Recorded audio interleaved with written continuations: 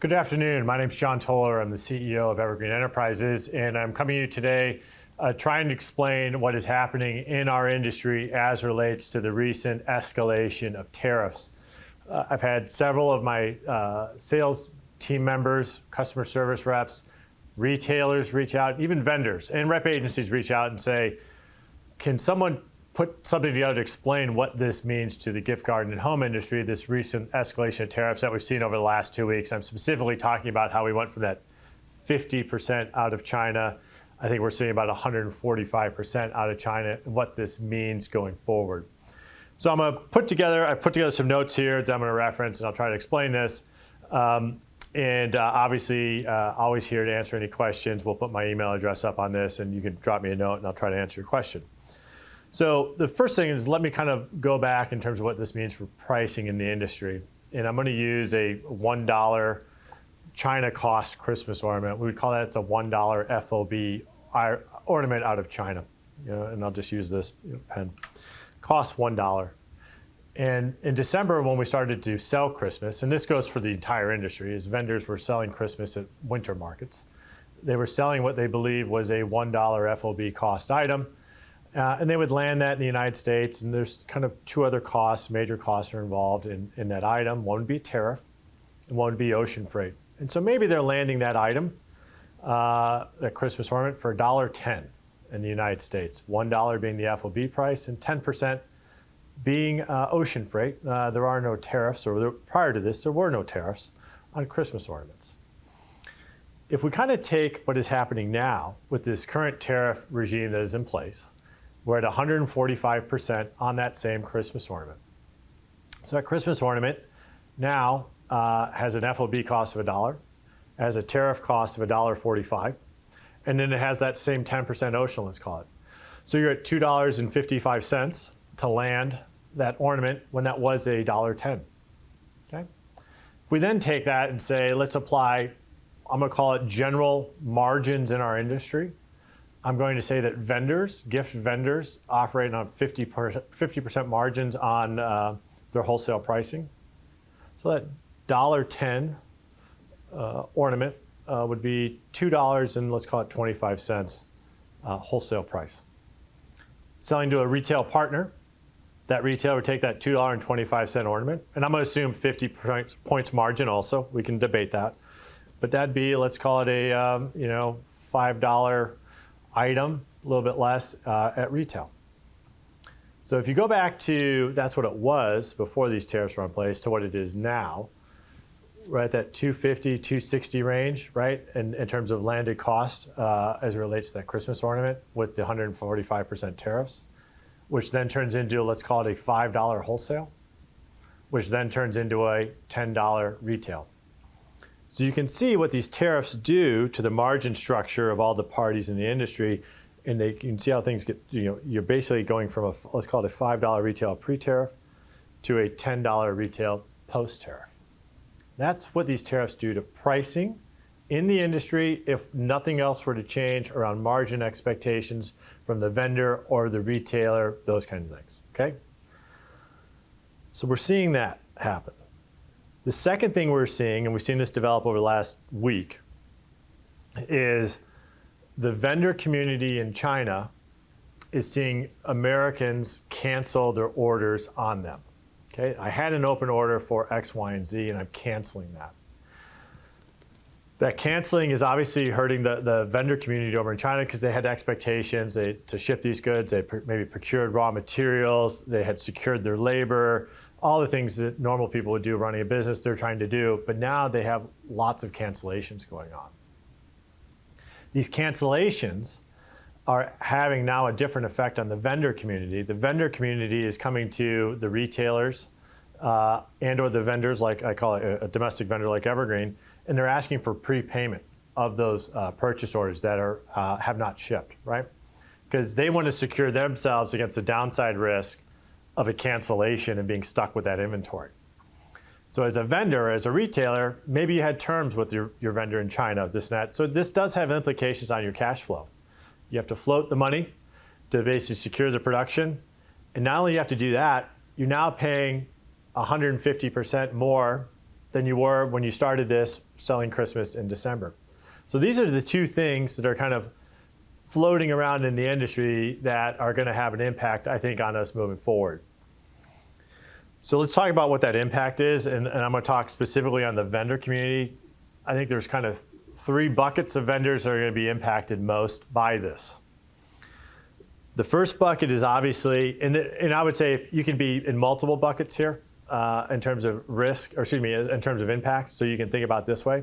The first bucket obviously is going to be those vendors with high concentration of sourcing out of China. And I say vendor, you can say retailers also. Obviously, that one's pretty clear.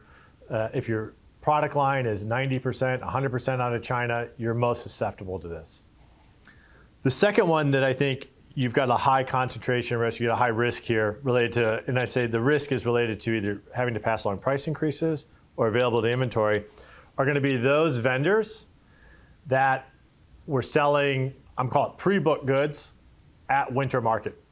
Those vendors who started to basically put their catalogs and their assortments together in December, maybe they walked into Dallas, Atlanta, Vegas, and were selling you Christmas, and they were selling that ornament at $1. They've collected all their orders. They're now basically placing production in China to ship that Christmas in August. And now they're at that decision point of it was $1, now it's $2.65, right? And they have to make decisions. And so anybody who had a high pre-booking in the first 90 days of the year and then has to then go place orders in China, that's susceptible. They definitely are going to be impacted by this. The final one I would put out there is any vendor who relies solely on a pre-booking model and doesn't have a domestic inventory position on the ground that they could maybe lean into. If you had to go buy 100% of your stuff in pre-booking in China, kind of you're checking all three boxes, that's going to be the most impacted vendor in our industry. I can, obviously very broadly, that's going to be your Christmas trim guys. When you think about it, a lot of them work on a pre-book model, high concentration of demand, short window of time, then turn around and order. If they don't have domestic inventory on the ground, it will be painful. If they don't offset what has like Christmas with spring seasonal or garden, it's more painful. So you kind of get an understanding of what this looks like, okay? So if you kind of, from a vendor perspective right now, vendors are kind of they're thinking about two things. And you saw about 10 days ago, 2 weeks ago, price surcharging start to flow through the industry. I'm going to give, hey, effective this date, here's a surcharge. Effective this date, there's a surcharge. And then that was before the extra 95% surcharges came on, or excuse me, tariffs came on. So people started to craft policy after April 2nd, the big date. We thought we knew where this was going.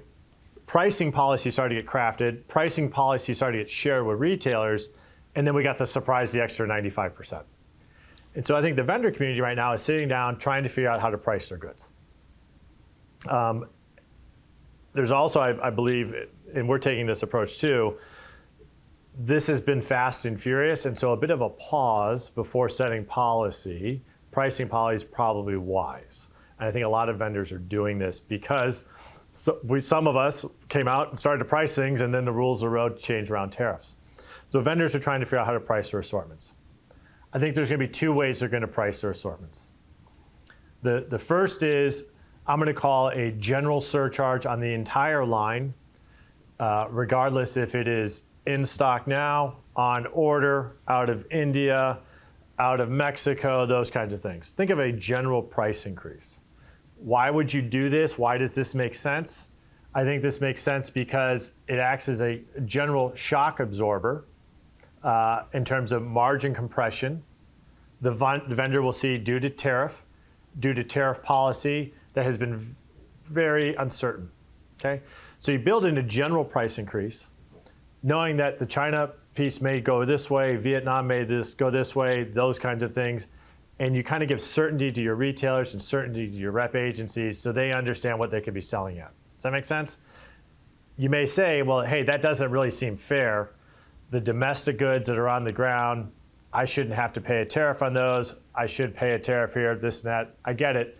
But with so much volatility, a general price increase acts as a shock absorber and gives more consistent pricing, I think, across the assortment. And so you don't run into cases where the vendor had landed a Halloween item and they're selling it to you for $5 and the same piece type in Christmas is $10, right? Because that's gonna be hard for you as a retailer to justify talking to your end consumers in the store. And I think you get where I'm coming at, right? So that's the first one. So let's call it a general price increase or a general surcharge. The second thing you'll see, I think, is a segmentation approach or segment approach. Vendors will go out and say, hey, the inventory I have on the ground right now, that's this price.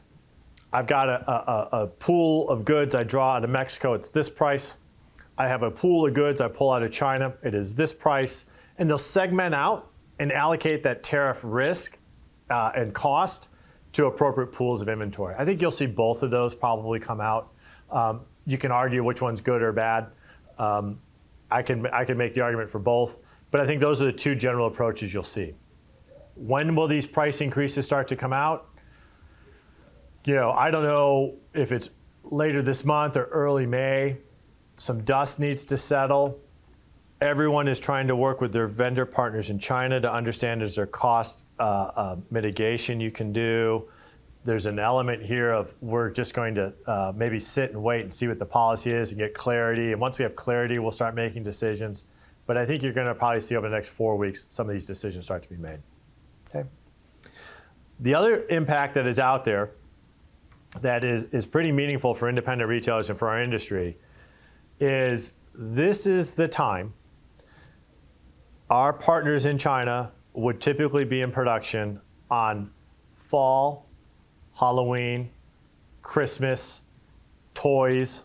Think of those goods that retailers are going to have on the shelf Q3, Q4. The challenge is the vendor community doesn't know what they're going to be paying for those goods because of the uncertainty in tariff policy. I also already shared with you what we're seeing in terms of the prepayment dynamic happening in the vendor community because of the cancellation risk and what they're asking for Americans, right?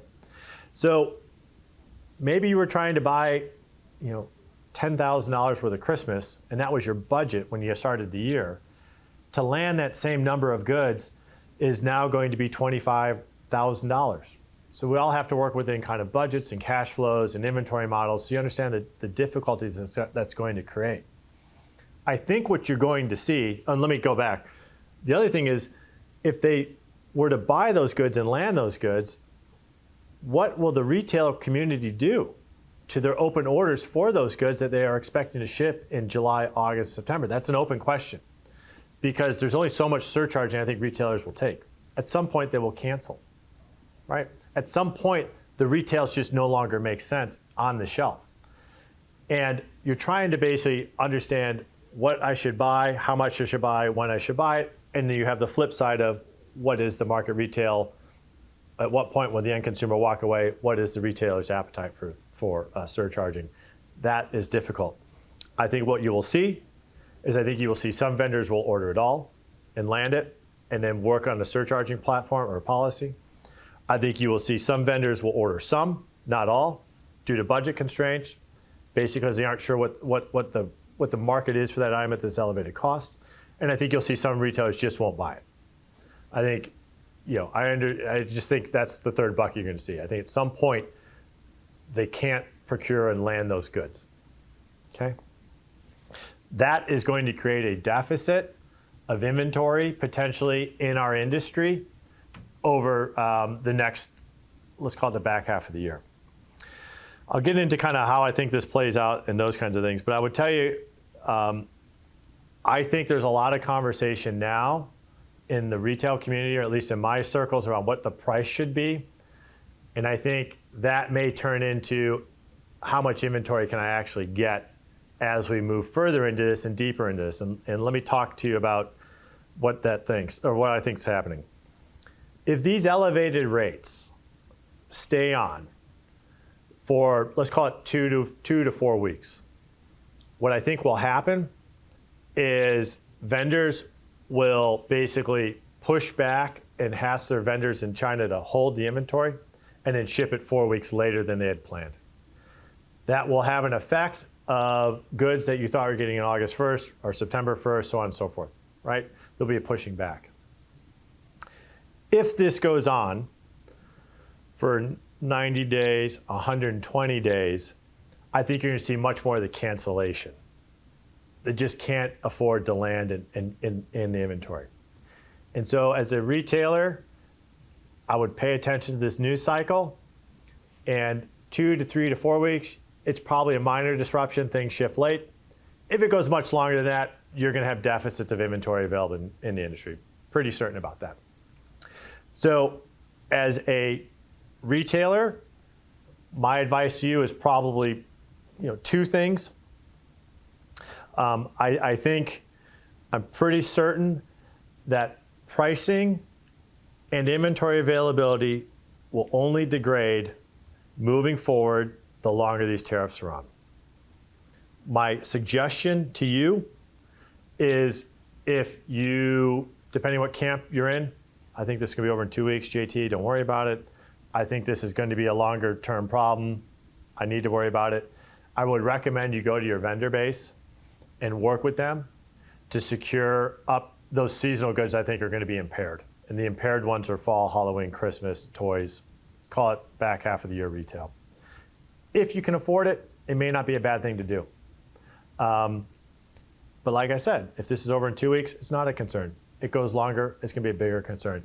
So you, as a retailer, have to make decisions best for your business, best for you, kind of your risk tolerance, kind of where you are on that. Okay. I think this plays out in two ways as it relates to the tariffs and what we're seeing now.